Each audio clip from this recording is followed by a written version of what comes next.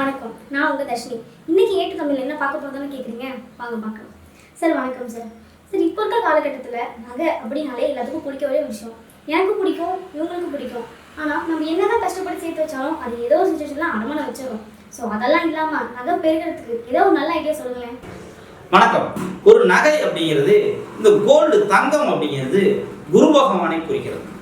அதே மாதிரி வெள்ளி அப்படிங்கிறது சுக்கிரனை குறிக்கிறது. இப்போ குத்து விளக்கு அது மாதிரி விஷயம்லாம் வெள்ளியில் வாங்கணும்னு ஆசைப்படுவோம். அதேமாரி நகைகள், அணிகிற நகைகள்லாம் தங்கத்தில் வாங்கணும்னு ஆசைப்படுவோம்.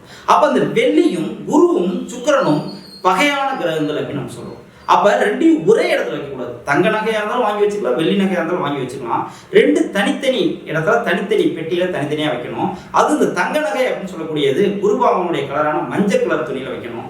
இந்த வெள்ளி நகைன்னு சொல்லக்கூடிய நகையை வந்து ஒரு பிங்க் கலர் துணியில் வைக்கணும், தனித்தனியாக வச்சுருக்கணும். அதே மாதிரி மரத்திலான பெட்டியில் வைக்கிறது ரொம்பவும் சிறப்பு.